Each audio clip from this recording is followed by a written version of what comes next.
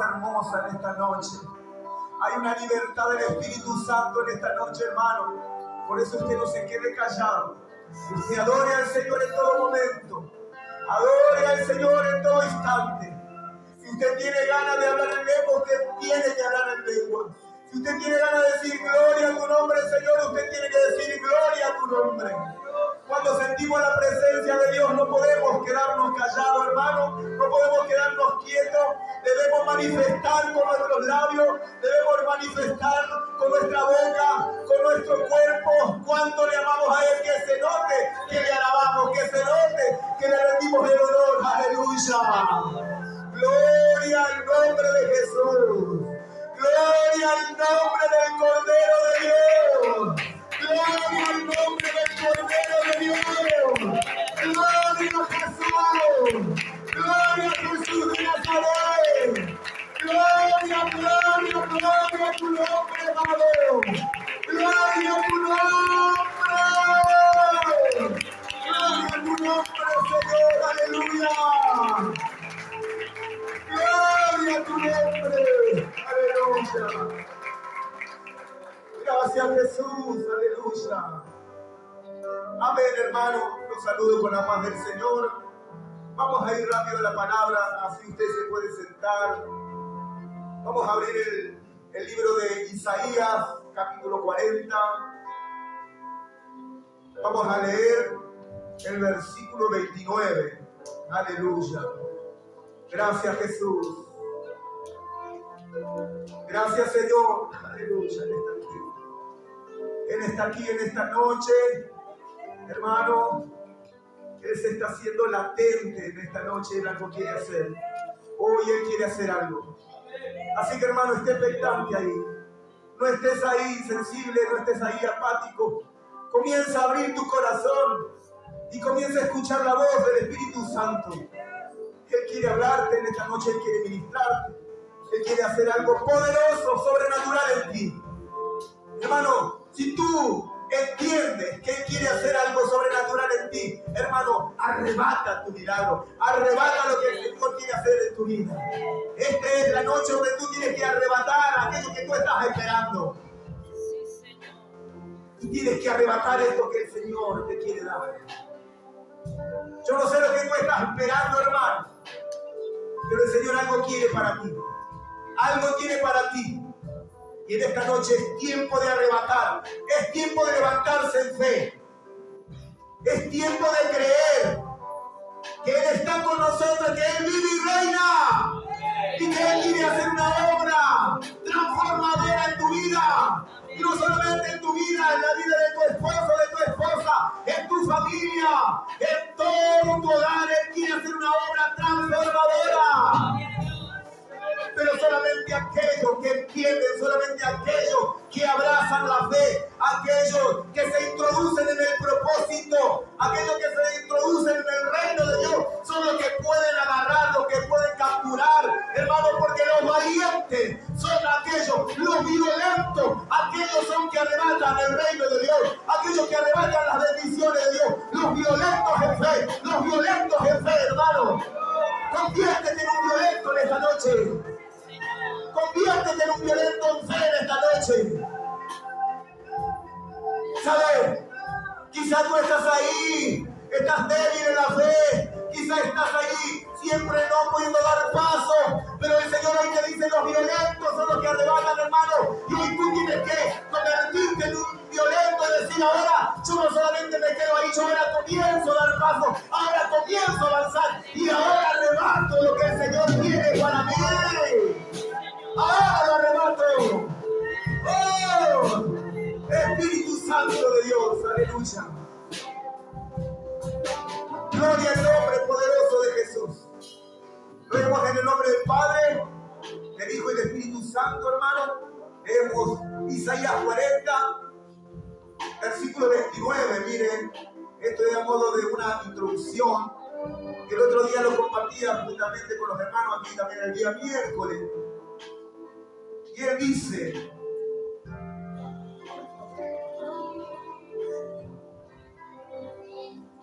lo único que se van a quedar conmigo es Benji y mi hija. Escuche, hermano. El otro día hablamos de algo muy importante aquí en este lugar.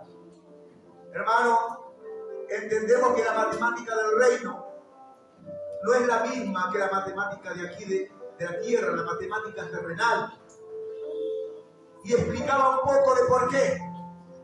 La matemática del reino no es la misma que la matemática de aquí, hermano, la matemática terrenal.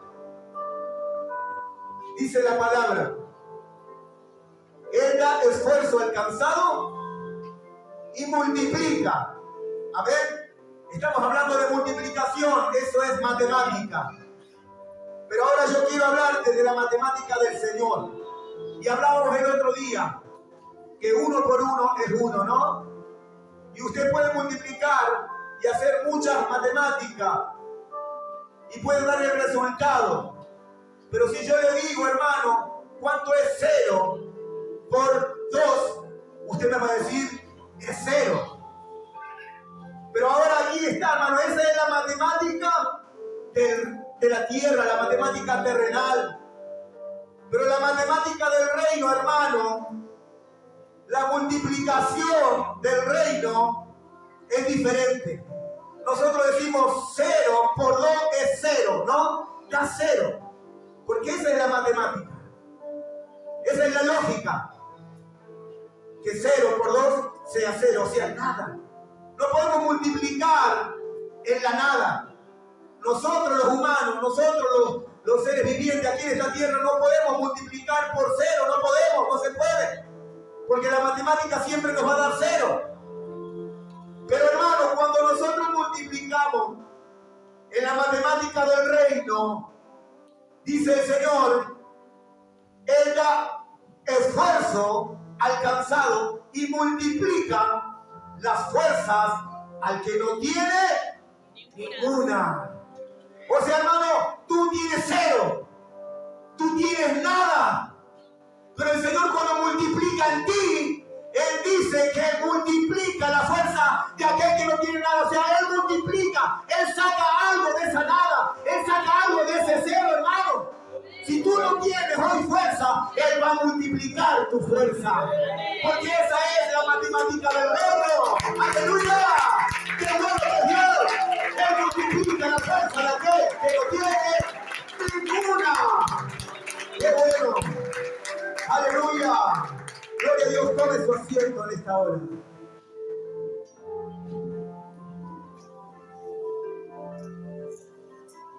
Él multiplica las fuerzas de aquel que no tiene ninguna. Y sabe que cuando estaba orando allí y estaba meditando en la oración esta palabra, hermano, Lázaro estaba muerto, 4 días muerto, allí en una tumba. Dice que gedía. ¿Qué es geder? Ya tenía olor, ya estaba en descomposición. En 4 días, hermano, más en esos lugares, ¿no? Hacía un calor tremendo.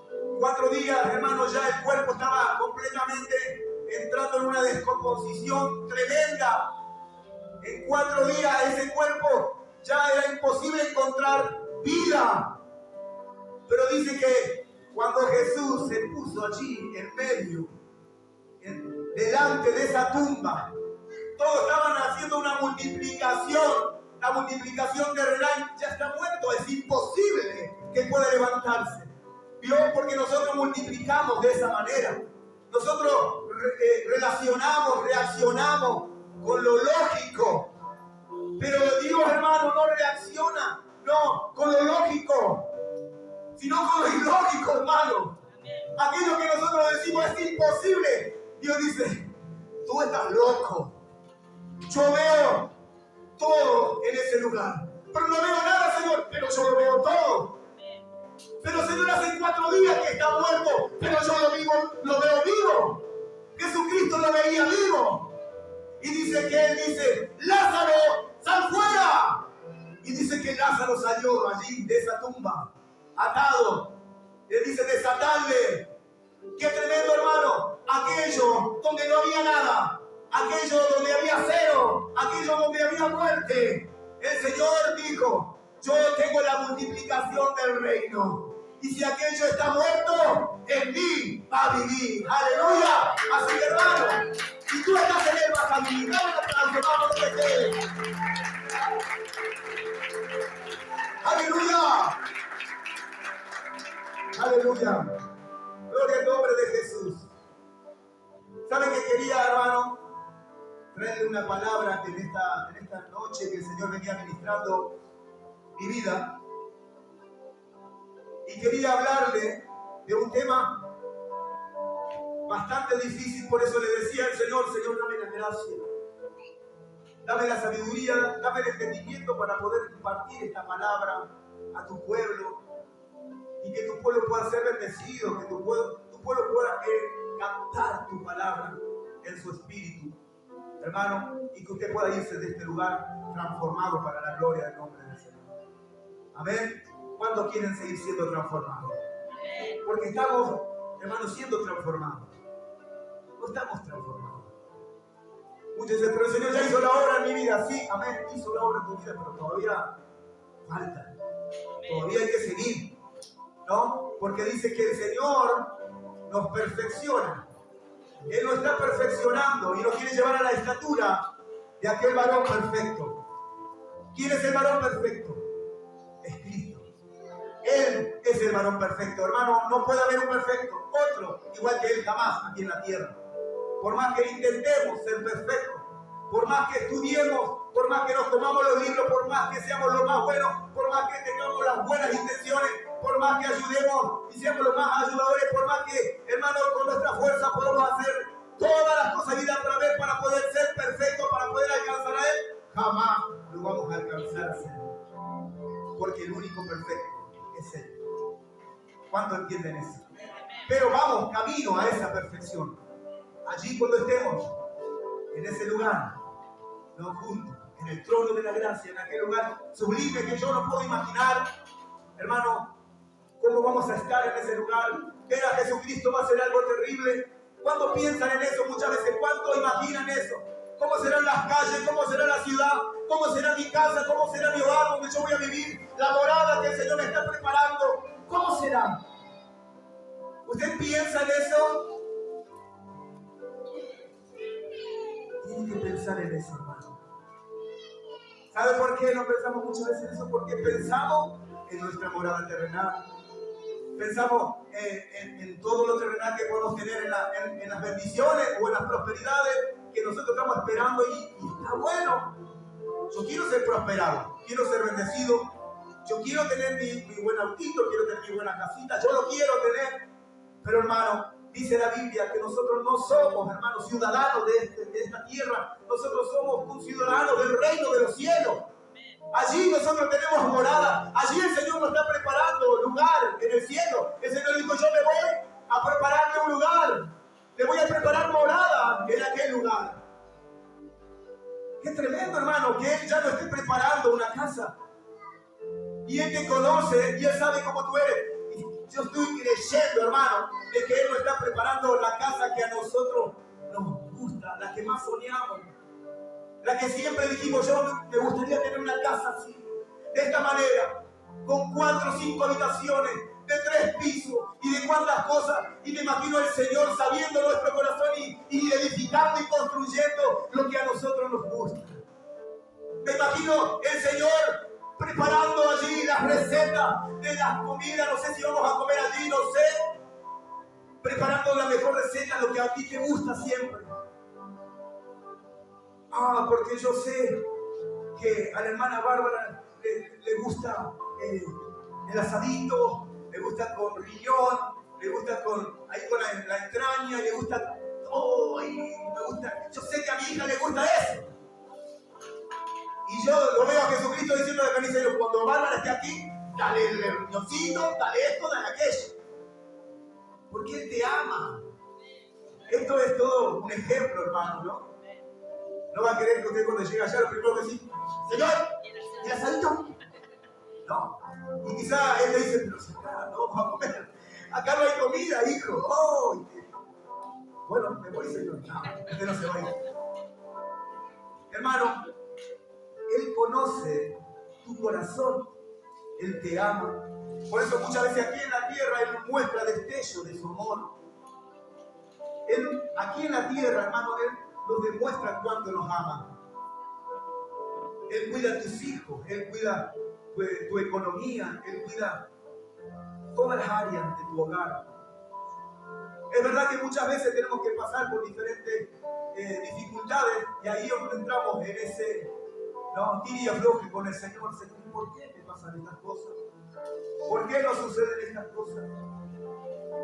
Pero muchas veces estamos pasando esas cosas y esto es algo repetitivo, algo que siempre lo estamos diciendo muchas veces. Entramos en ese proceso para aprender. Porque muchas veces si queremos que el Señor nos lleve a la abundancia, primero tenemos que aprender a ser fiel en lo poco.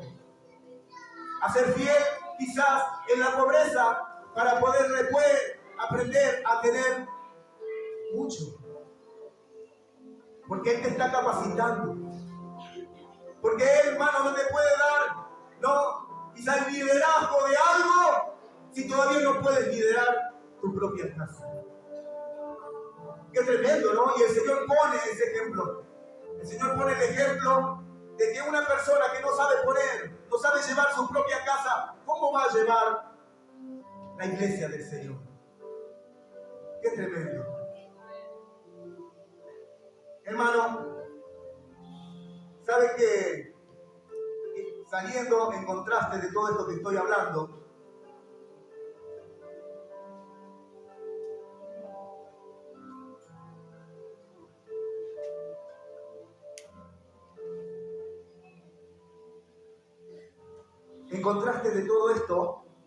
amén, sabe que el Señor me ministraba en estos días, y en este día estuve meditando mucho esta palabra.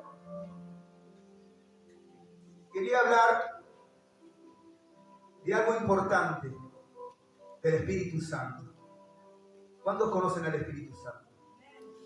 Es la tercera persona de la Trinidad, ¿no? El Padre, el Hijo y el Espíritu Santo. Muchas veces lo tenemos al Espíritu Santo como la tercera persona, es más, está en ese orden en la Biblia, en el tercer orden.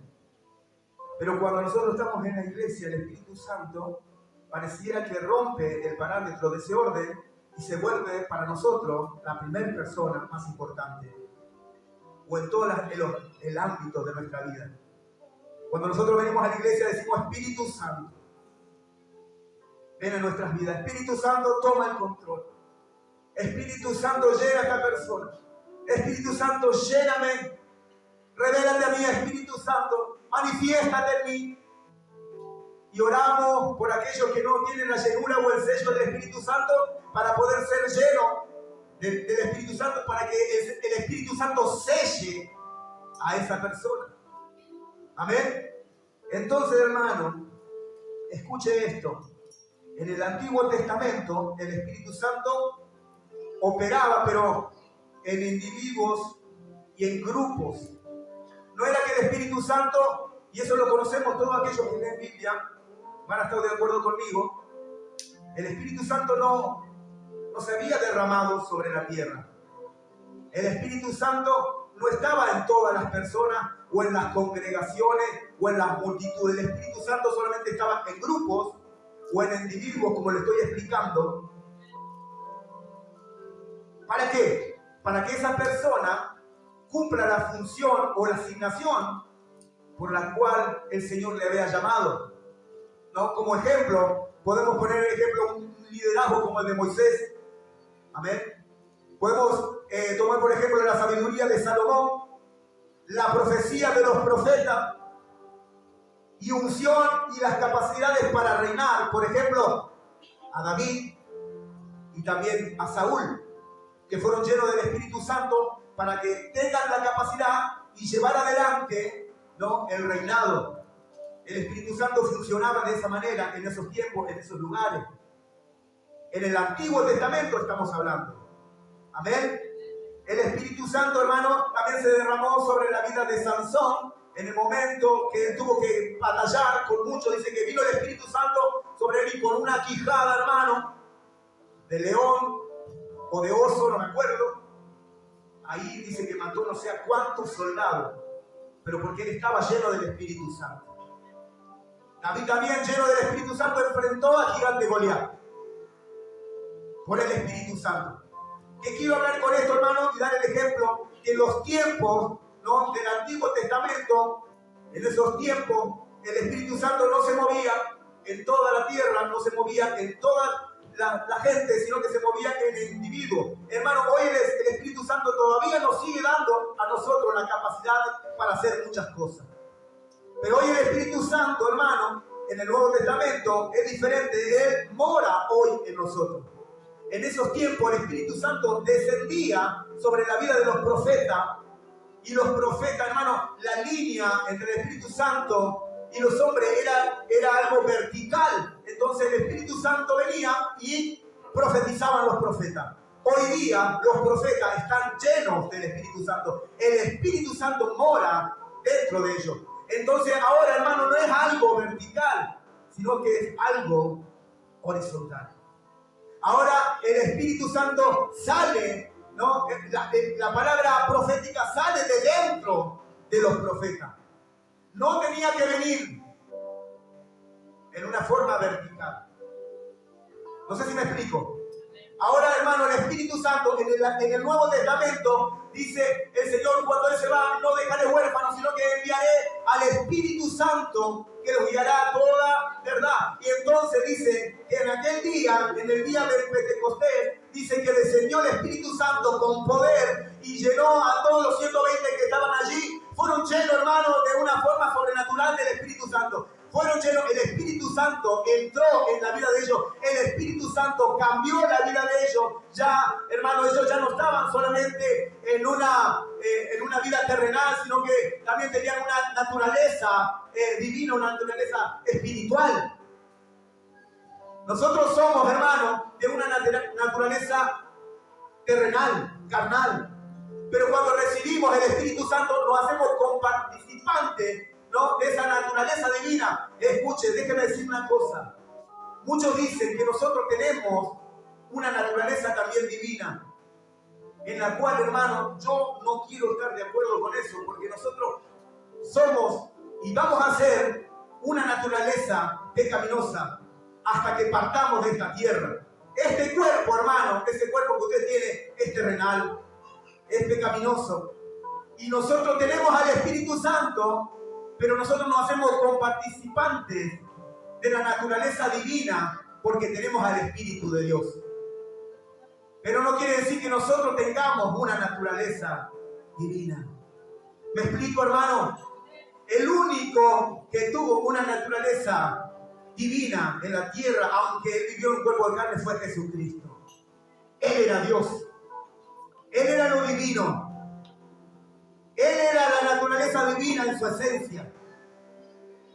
Pero no vamos a entrar por qué le tuvo que estar en un cuerpo. Eso usted ya lo sabe. Tuvo que venir, morir en la cruz, matar el pecado a través de un cuerpo humano. Pero no ha nacido de mujer. Pero no vamos a ir a eso. Hermanos, nosotros somos comparticipantes de la naturaleza divina por el Espíritu Santo de Dios. ¿Qué quiero ir con esto, pastor? Usted me está mareando. ¿Qué es lo que está diciendo? Ahora hablamos que en el Antiguo Testamento el Espíritu Santo obraba de alguna manera. Ahora hablamos que el Espíritu Santo en el tiempo, ¿no?, en el Nuevo Testamento el Espíritu Santo descendió y ahora obra de otra manera.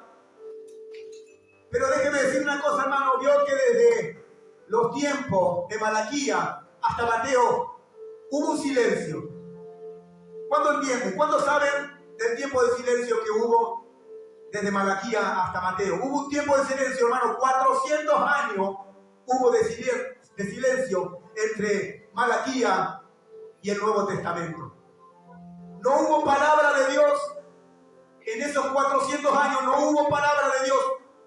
No hubo palabra del Espíritu Santo para los profetas. No hubo palabra de Dios ni del Espíritu Santo plasmada, escrita en un papel. No hubo. Pero, hermano, no quiere decir que porque hubo 400 años de silencio, usted Cuando termina de leer Malaquía, hace así y llega Mateo. Pero en eso, hermano, en ese interín, para que se escriba Mateo, hubo 400 años después de Malaquía. Pero hermano, ahora yo quiero ir con esto. Muchas veces podemos sentir un silencio. ¿Cuántos sintieron un silencio una vez? ¿Cuántos sintieron un vacío una vez? Estando en el camino de Dios, diciendo, Señor, te busco, pero no te encuentro. Señor, voy a la iglesia. Señor, predico tu palabra, hablo tu palabra, visito. O sea, hermano, alguien que se esfuerza, pero ¿qué pasa? No obstante, hay un vacío. No obstante, hay algo que está pasando, un desierto. Y muchas veces entramos allí en una reflexión y muchas veces hasta una tristeza. Hermano, yo pasé por ese desierto, por ese vacío. Y qué horrible es, hermano, estar en la iglesia buscando a Dios. Y hermano, vos ves que todos disfrutan de Dios y vos estás ahí vacío, algo te pasa. Es como que uno está ahí seco. Como estaba orando hace un rato, Señor, yo, si tu Espíritu Santo no está en mi vida, soy como una rama seca, Padre. Una rama que se quiebra. Pero dice tu palabra, Señor, que la vara de Aarón reverdeció en tu presencia. Reverdeció por encima del tabernáculo. Dio frutos, dio almendra. Yo quiero estar lleno, Señor, de tu Espíritu. Hermano, pero no obstante hay en algunos momentos ese vacío que muchas veces nos lleva a una tristeza, nos lleva a muchas veces hasta a morirnos espiritualmente y nos quedamos ahí y decimos, bueno, si el Señor no me contesta, si el Señor no está conmigo, ¿para qué ir a la iglesia? ¿Para qué buscar? Y entramos en un desgano, entramos en un cansancio y decimos, hasta aquí llegué. Hermano, ¿a qué quiero ir en esta noche con esta palabra? ¿Sabe qué? Por más que haya habido 400 años de silencio, que la Biblia no lo dice, hermano, en esos 400 años ocurrieron cosas. Siguieron pasando cosas. El pueblo hebreo, el pueblo judío, siguió viviendo su vida. Ahora, hermano, para entender un poco usted la historia, tiene que leer el libro de Ageo, tiene que leer el libro de Nehemías, de Esdras. Tiene que leer los libros, hermano, de cuando el pueblo de Dios fue deportado a Babilonia por 70 años. Y allí usted va a entender mucho de historia. Usted tiene que empezar a leer la palabra. Tiene que empezar a leer y a escudriñar y a entender ciertas cosas. Hermano, ¿sabe que en esos tiempos, en esos 400 años, estaba el gobierno persa gobernando sobre ese tiempo, sobre eso? Si pueden apagarlo, apáguenlo si quieren, porque si está así. El gobierno persa, hermano, era el que estaba subyugando al pueblo judío, al pueblo de Israel, aunque habían vuelto ellos ya en Esdras, ya el pueblo de Israel comenzó a volver a Israel. Hermano, el gobierno persa seguía gobernando, siguió extendiendo su reino, siguió extendiendo su yugo, hermano, en todas las naciones, pero después que el gobierno persa comienza a ser eliminado, ahí donde entra este varón, Alejandro Magno, no sé si usted sabe la historia, y esto, hermano, lo que yo le estoy contando ahora es todo lo que pasó en esos 400 años.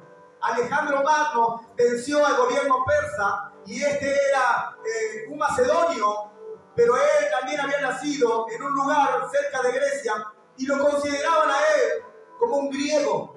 Y sabe que Alejandro Magno, hermano, yo me puse a escudriñar y tremendo las cosas que hacía este varón. Él era un estratega perfeccionista de guerra.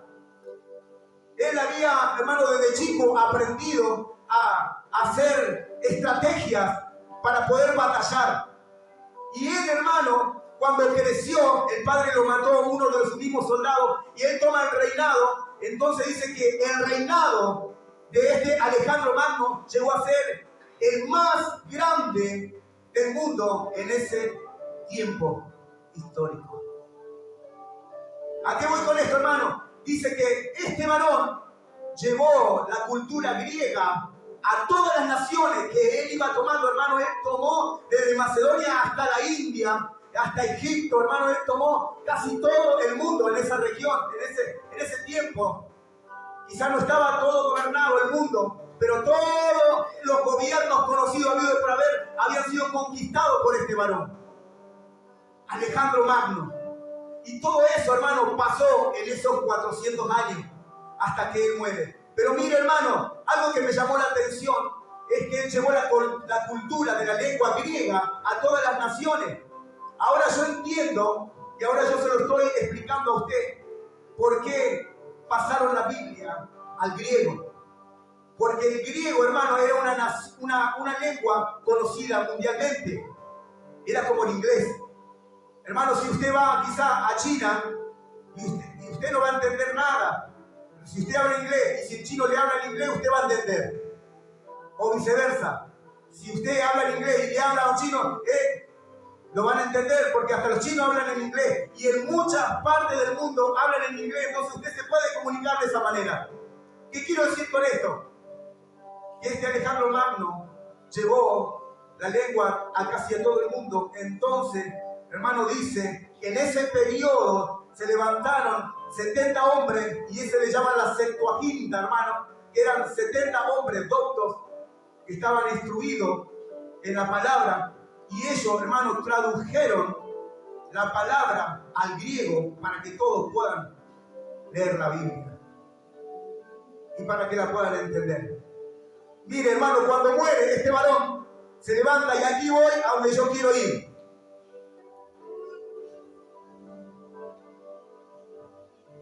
No se aburran, vamos a aprender todo un poquito, ¿ven? Dice que, hermano, cuando se muere este hombre, Alejandro Magno, el reinado se divide en 4 partes y 4 generales de su reinado toman un reinado cada uno. Y uno, hermano, que se llama Antíoco Epífanes, ese, hermano, se levantó contra el pueblo de Dios. Y dice, el pueblo de Dios conoció una de las épocas más terribles de la historia. Antíoco Epífanes hizo un esfuerzo salvaje y decisivo para exterminarlos a ellos y a su religión. Devastó Jerusalén y profanó el templo, sacrificando un cerdo en el altar sagrado, erigiendo allí un altar a Dios Júpiter. Hermano, tremendo era para el pueblo judío. El altar era sagrado para los judíos. El altar para el pueblo de Dios era lo más sagrado. Y este hombre vino, hizo un altar. Y hermanos, sabemos que los judíos tenían los cerdos por abominación.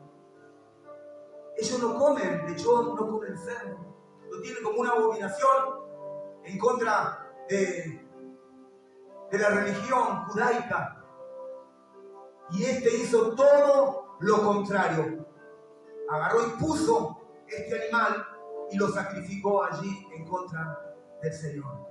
Hermano, ¿qué quiero decirte como esto? ¿Sabe que este espíritu, este hombre era movido por un espíritu tremendo? Un espíritu de anticristo tremendo. Y sabe que esto no viene solamente de este lugar, sino que también, hermano, hace una década atrás se levantó Adolfo Hitler, también aquí en esta tierra, matando a los cristianos, matando a los judíos. ¿Cuántos conocen esa historia? Adolfo Hitler se levantó, hermano, en contra de los judíos, con el mismo espíritu de Antíoco Epífanes. Pero también, hermanos, si nosotros conocemos de palabra, en los tiempos de Esther, se levantó también Naamán, este hombre, a querer matar también a todo el pueblo de Dios. ¿Cuántos conocen la historia de Esther? Es tremenda esa historia. Y dice que este hombre también se levantó en contra del pueblo de Dios. ¿Qué quiere decir con esto, hermano? Que los espíritus que regían en los tiempos pasados son los mismos espíritus que hoy rigen, hoy mismo también.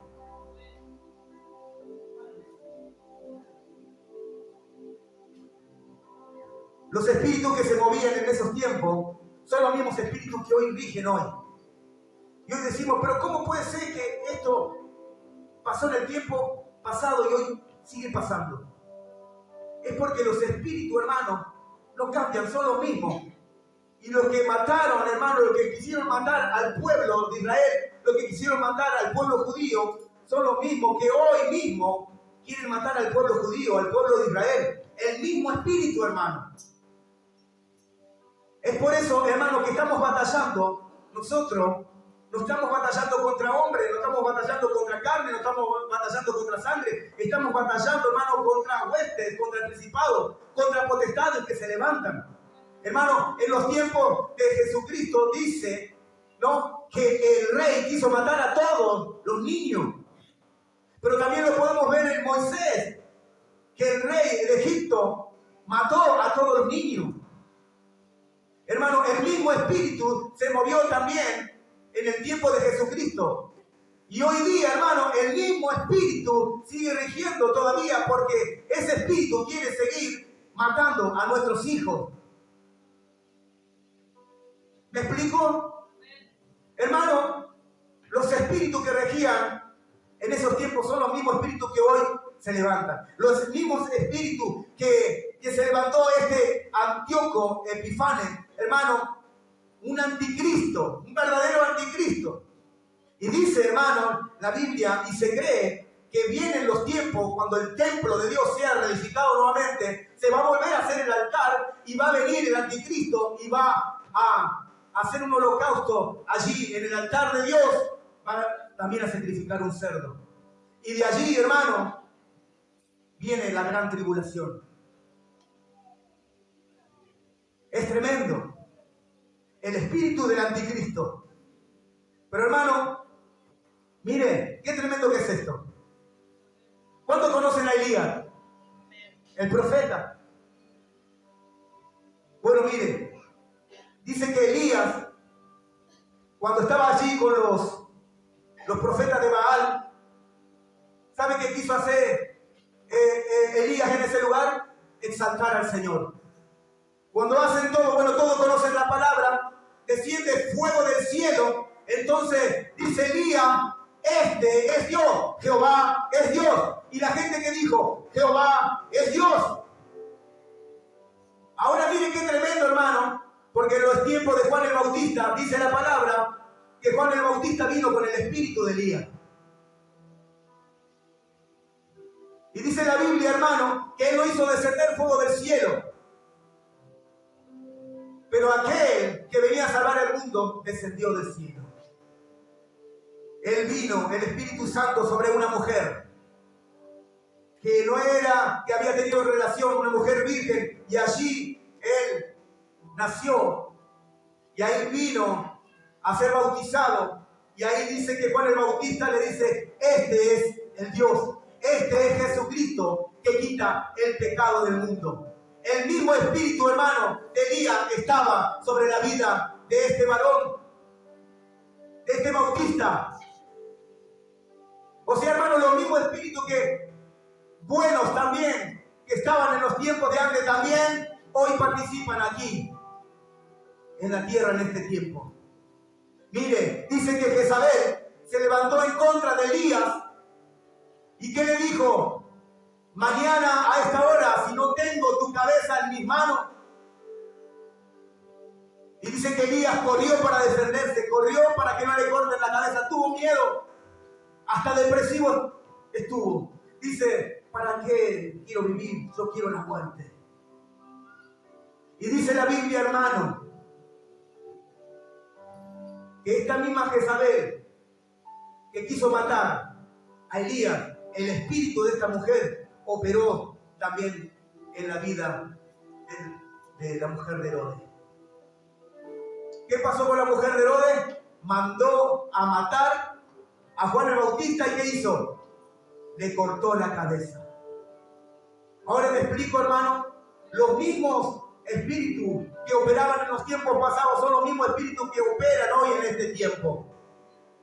Muchas veces decimos, pero que en aquellos tiempos había cosas tremendas, en Sodoma y Gomorra había violaciones, ultrajaban a sus mismas esposas, a sus mismas hijas, padre contra hijo, hijo con la misma esposa de su padre, y cuántas cosas pasaban, y muchas veces decimos, qué tremendo que esto, pero hermano, ese mismo espíritu hoy está en este tiempo también. Y hoy podemos ver, hermano, que el mundo se está convirtiendo en una Sodoma y se está convirtiendo en una Gomorra también, igual que los tiempos antiguos. Y hoy tenemos que levantarnos, hermanos, y luchar. Tenemos que levantarnos y santificar nuestras vidas. Debemos levantarnos, hermanos, y estar en oración y estar en comunión con el Señor para que podamos tener el discernimiento, hermano, para que podamos tener, hermano, la fortaleza, la unción, hermano, para que podamos tener la palabra, la autoridad, para reprender, hermano, todo espíritu que se levanta en contra de nuestra familia, espíritu que vienen, hermano, gobernando desde miles y miles de años y que hoy se levantan en contra de nuestras vidas. Y nosotros debemos entender, hermano, que nuestra lucha no es contra sangre y carne, sino que son contra principados y potestades. Y debemos levantarnos con la autoridad del Señor para reprender, hermano, y para comenzar a batallar y a destruir. Porque nosotros tenemos la autoridad para hollar serpientes y escorpiones. Tenemos la autoridad para vencer al enemigo, hermano. Y de todo espíritu del diablo que se levanta en contra de nuestras vidas. ¿Cuántos creen que esto es así? Tú tienes la autoridad, hermano. Y por más que venga cualquier espíritu, hermano, en contra de tu vida, tú tienes la autoridad. Por eso yo entendí algo tremendo, hermano. El Señor me ministraba esto, hermano, y yo no sé si tú lo estás tomando como yo lo tomé para mi vida, como yo lo aprendí para mi vida, hermano. Pero yo cuando tomé esto, cuando leí esto, yo dije, esto es tremendo. Esto es tremendo. Hermano, cuando nosotros aprendemos a mirar y a discernir, nosotros nos convertimos en un arma letal para el Señor. Pero si nosotros no aprendemos a discernir, hermano, somos una presa fácil. El espíritu viene y entra en tu casa y tú no lo puedes conocer. Tú no lo puedes entender, no lo puedes discernir. Hermano, no puedes. Porque tus ojos, hermano, están velados. ¿Y qué es, pastor, lo que me saca el velo de mis ojos? Es la palabra, hermano. Cuando tú lees la palabra y cuando tú la escudriñas, como la estoy escudriñando y estoy leyendo cosas profundas, hermano, mis ojos se abren, mi entendimiento se abre, mi conocimiento se abre. Hermano, y una batalla, usted no la va a ganar sin entendimiento. Una batalla usted no la va a ganar, hermano, si usted no comprende, si usted no lo tiene así como Alejandro Magno tenía el diseño, estrategia, él era un estratega. Y hermano, nosotros prácticamente tenemos que convertirnos en estrategas en el reino de los cielos. Hermano, tú que eres un cabeza de hogar, un líder de hogar, un pastor en tu casa, tú tienes que hacerte una estratega de guerra en tu casa. Si tú eres una persona, el varón, hablo con los varones porque los varones son los que están allí, no los sacerdotes, los mayordomos del hogar. Hermano, si tú no te conviertes en una estratega espiritual en tu hogar, el enemigo va a venir y se va a llevar tu familia por delante. Porque el estratega tiene que ser aquel varón, el sacerdote que el Señor puso como autoridad en el matrimonio, en el hogar. Tú tienes que ser el estratega, hermano. El el que se levante. ¿Sabe cómo soy un estratega? Yo antes que me salga para afuera, porque me salgo sin oración, y el enemigo hace lo que quiere conmigo, hermano. Yo soy un estratega, yo oro antes. Señor, oro por cualquier enemigo que me quiera venir a agarrar, enemigo que me quiera venir a sembrar cosas raras, enemigo que quiera venir a tocar a mi hijo. Antes de que pase eso, Padre, yo oro por mi hijo, oro por mi esposa, oro por mi economía, oro por este día. Yo me hago un estratega. Y el enemigo, hermano, no puede hacer nada en contra de ti. Porque tú eres un estratega de Dios. Y cuando tú comienzas allí a hacer todas esas estrategias para que el enemigo no te agarre, no te alcance, el Señor le comienza allí a darte las armas, a darte las herramientas, a darte todo lo que tú necesitas. Ahora el enemigo, hermano, no puede hacerte frente. No puede. No puede. Porque nuestras armas de nuestra milicia no son carnales, sino que son poderosas. ¿Para qué? Para la destrucción, hermano.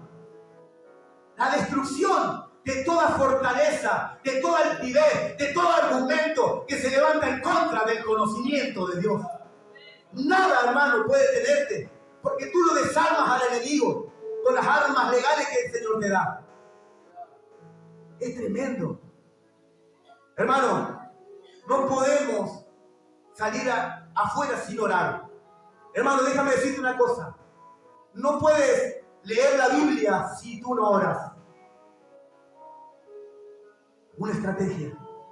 No puedes orar si tú no lees la Biblia. No puedes. ¿Sabes por qué? Porque si lees, hermano, la Biblia sin orar, te conviertes en un docto de la palabra. Hay muchos que leen la Biblia, hay muchos que leen, se llenan de información, pero nada de oración, nada de espíritu, nada de la llenura. Entonces cuando están allí delante de la gente, ¿no? Empiezan a dar palabras duras, palabras sin sal, sin el Espíritu Santo, y la palabra sin el Espíritu Santo mata, hermano. La letra solamente mata, pero el Espíritu es el que vivifica. Entonces cuando usted, hermano, solamente se convierte en un lector de la palabra, ¿sabe por qué? Porque muchas veces, muchos no se arrodillan, muchos no buscan la presencia de Dios y leen. Yo conozco gente que lee, gente que vos hablas con ellos y te dan vuelta la Biblia. Yo conozco gente que tienen un entendimiento terrible, pero nada del Espíritu. Nada. Están vacíos. Y muchas veces, hermano, son las personas que están condenando, juzgando. ¿Por qué? Porque tienen la ley, tienen la palabra. Pero, hermano, aquellos que oran y leen la Biblia, hermano, mire. Aquellos que oran solamente y no leen la Biblia, también eso es peligroso. Porque aquellos que oran solamente sin leer la Biblia no tienen entendimiento, no tienen conocimiento, no tienen guía, no tienen dirección de la oración.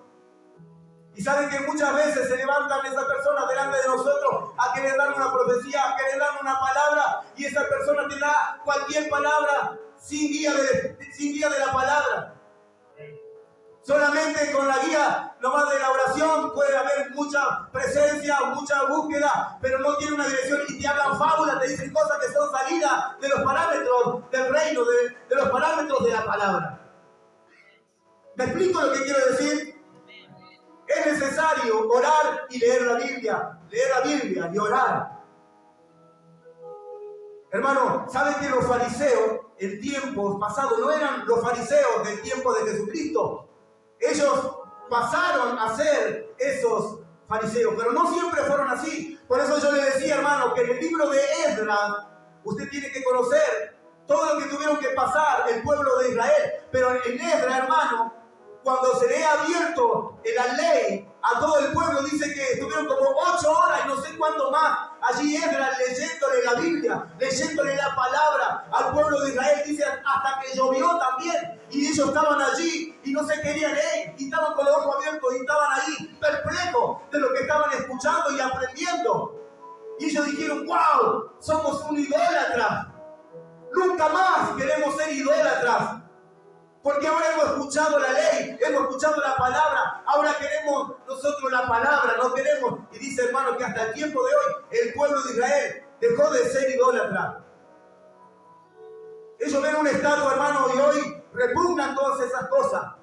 Pero ¿qué pasa, hermano? Los fariseos de ese tiempo, ahora usted tiene que entender una cosa. Pasó el tiempo después que ellos edificaron el templo, porque Esdras edificó el templo de la adoración, porque la adoración estaba. Cuando él edificó el templo, ahí comenzó nuevamente la adoración.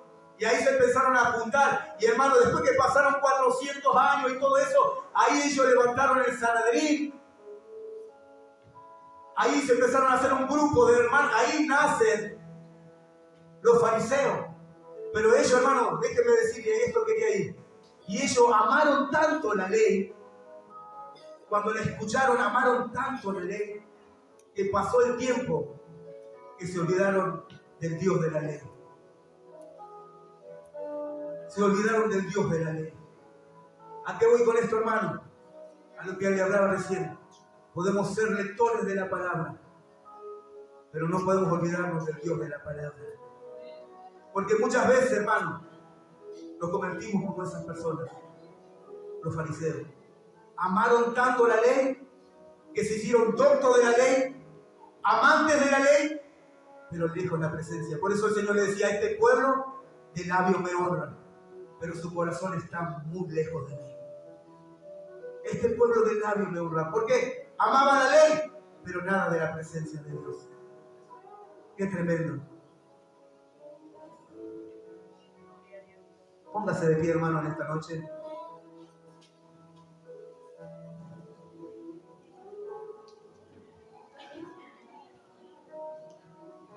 El pastor se vino un poquito más teológico hoy.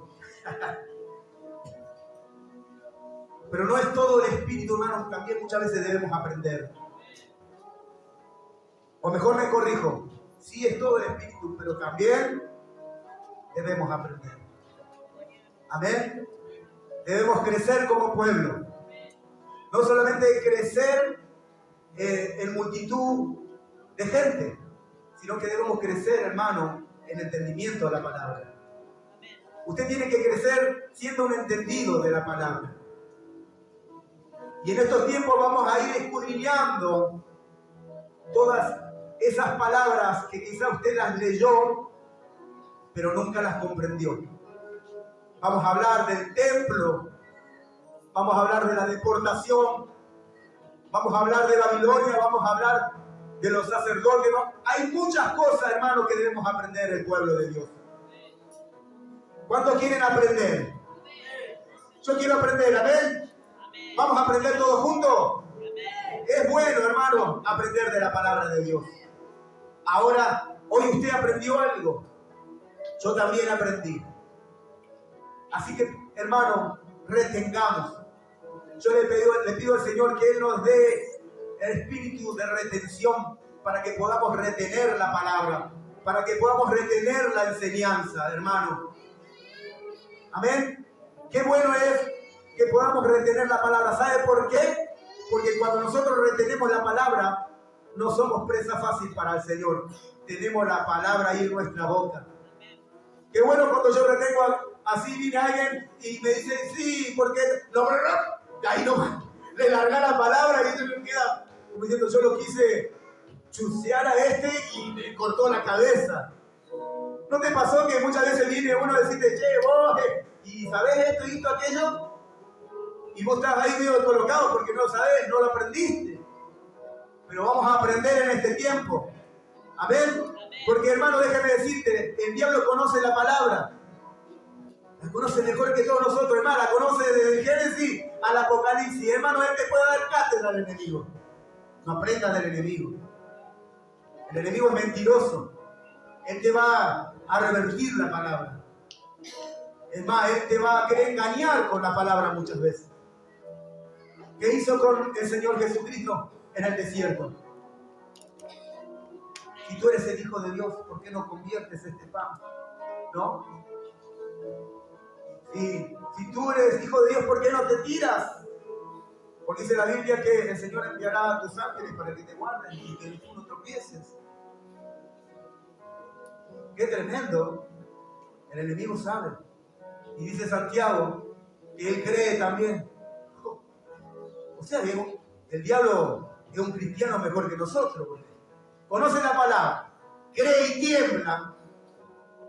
Y nosotros muchas veces, hermanos, nos cuesta creer hasta el más mínimo detalle.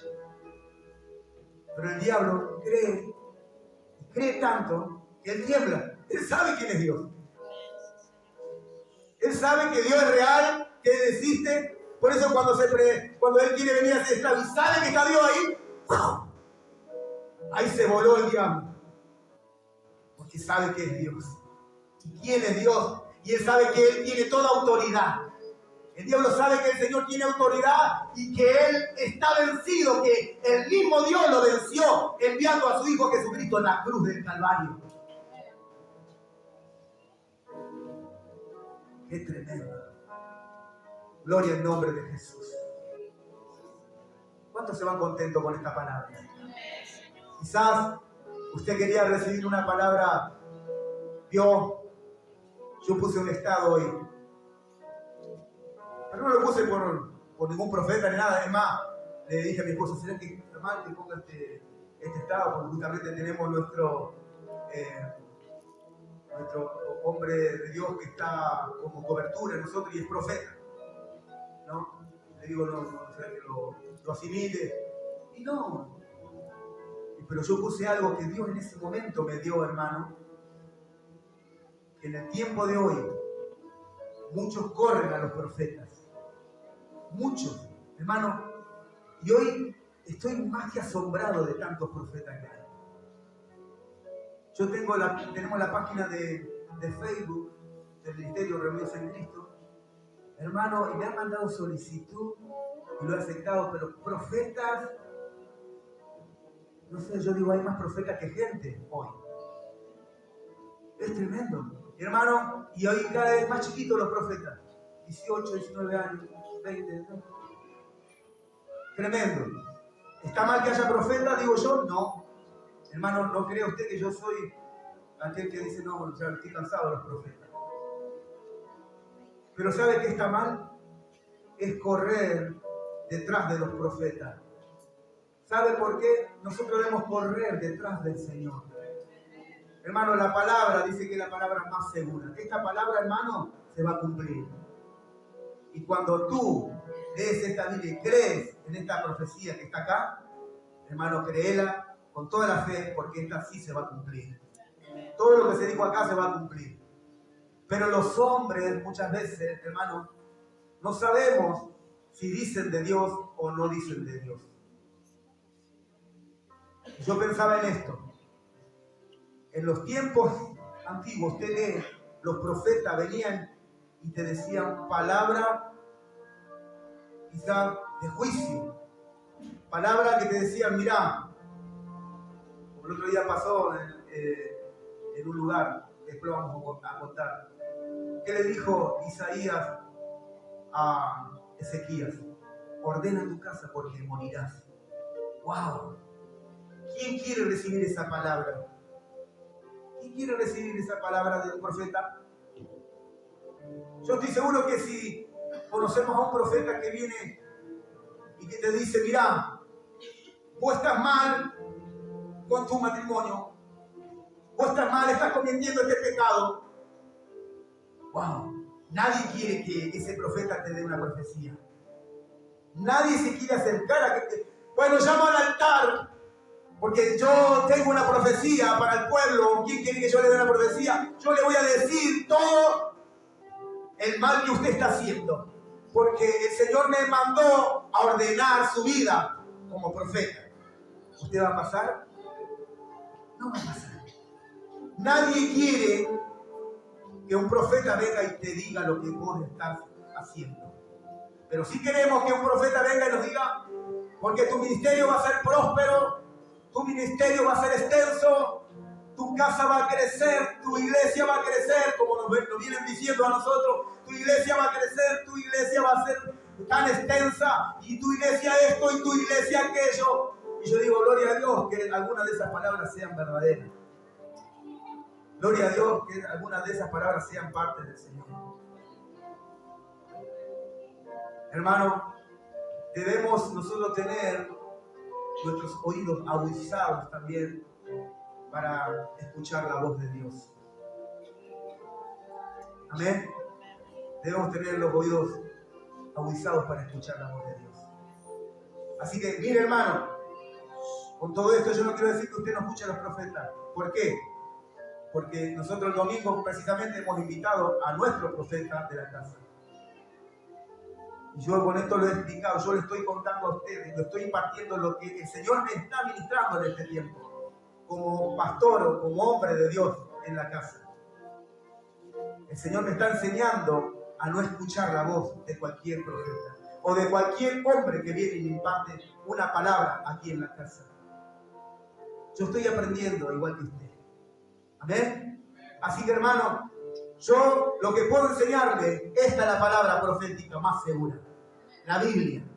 Lea esto y usted va a aprender, va a crecer y usted se va a dar cuenta que todo lo que está acá se está cumpliendo al pie de la letra. Amén. Pero el domingo cuando venga el profeta, nuestro profeta Esteban, a impartir una palabra a usted, recíbala porque yo sé que usted va a recibir palabras de parte del Señor. Amén. Así que el domingo, hermano, tenemos que estar aquí para escuchar palabra profética de parte de Dios. No solamente palabra profética, sino que también una palabra, hermano, impartida de este lugar. Amén. Una palabra de edificación, una palabra que edifique nuestra casa, nuestro espíritu. Amén. Gloria al nombre de Jesús. Padre, te damos gracias, Señor, en esta hora. Una vez más, Señor, por este tiempo